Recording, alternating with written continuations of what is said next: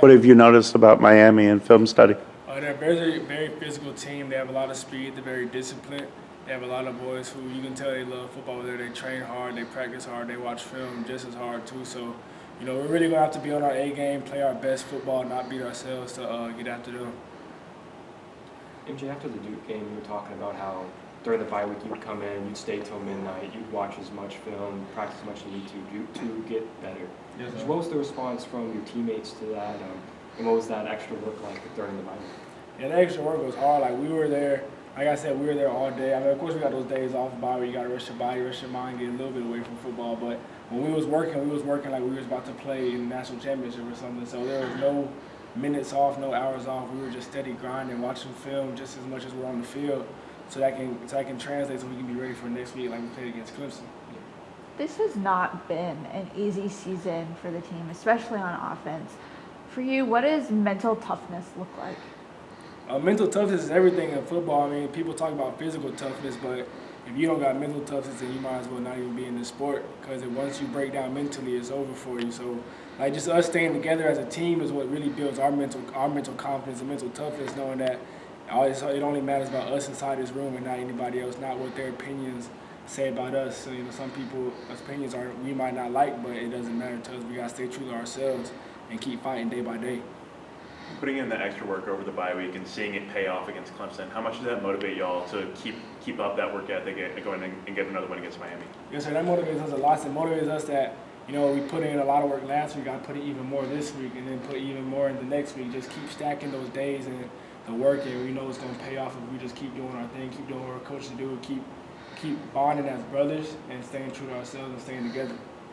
Prime time, Saturday night in Carter Finley. It's pretty excited about that too, I imagine. Yes, sir. Really excited about it. Always excited to play at night in Carter Finley. It gets lit over there, so always ready for that one. Teams are blitzing you a lot this season. Is that something you kind of take personally? Like, all right, if you're going to give me these one-on-one matchups, like, is that something you get excied about? Yeah, I do get excited, but I know I gotta be a little more consistent with my deep ball. I know sometimes I might throw it a little short. But they're gonna keep giving one-on-ones. That's why I was working outside. I was a little late here. I was working outside again. We're gonna be more accurate, be more consistent, getting the ball in my hand quicker since they're starting to blitz a lot more. So just stuff I can be ready for when it shows up on film.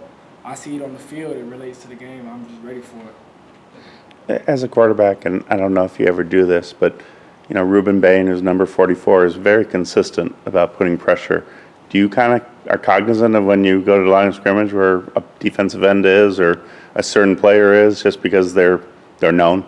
Yes, sir. Yeah. So the first day when we get the scouting report, I take a good note on who plays each position and where they play. So like free safety, I know where he's going to be. Of course, it can help me with coverages, but of course I know if 44 on this side, he's a great pass rusher. That I could be getting some pressure from this side. So it is definitely awareness of where people are on the field at all times. Does the postseason implications in the next several weeks, does that provide any extra motivation at all? We're just going to take it day by day, game by game. We're only focused, like Coach Dorn said, 1-0 each week. That's all we're focused on, trying to be our best that week. And we can't win a championship or anything in one week. We can't get the best season in 1 week. So as long as we play our best each day, then it's going to keep on stacking and get the results we want. Do you feed off of, do you and the team feed off of Dave's energy when he does some of the things that he does Yes, and comments that he makes? How much does the energy rise when he is active like that? Yeah, no, we most definitely do, because he's the leader of all this, so his energy fires us up and our energy fires him up. So it's like a mutual relationship, but he definitely does get us going before the games, after the games, even in team meetings, he gets us going. First thing he does, he comes there and asks us how we doing. We say we feel great, and he just gets us going, make sure we're okay, make sure we're alive, and get ready to attack the day. You had 2 completions to Keon against Clemson. It felt like both of them were huge moments. What is it about Keon that makes you look for him in those third and long important downs? Yeah, you can always trust Keon to be in the spot where he's supposed to be. You can always trust him to make the play when he's supposed to make it. So like me just knowing on that play, I think it was 3rd and 9, I want to say, where we were backed up a little bit. I went through my progression, and the D lineman actually got in my face. I didn't even see Keon, but I trusted him. I knew where he was going to be because I've thrown him in that spot so much. and then I see him, I go like that, and he caught it. I was like, that's my boy right there. That's like I said, I always trust on him. He can always trust on me to get the ball where it's supposed to go, where it's supposed to be. Awesome. I don't know how much you practice the first handful of plays in a game, but when you see that first play with KC that rips off 50 yards, and you see how perfectly executed the touchdown play was, where he's completely wide open, how exciting is that as the quarterback, just to see what the offense looks like when 11 people are doing the same job? Yeah, it is definitely exciting, and that's really what we strive for. What we try to do every single play.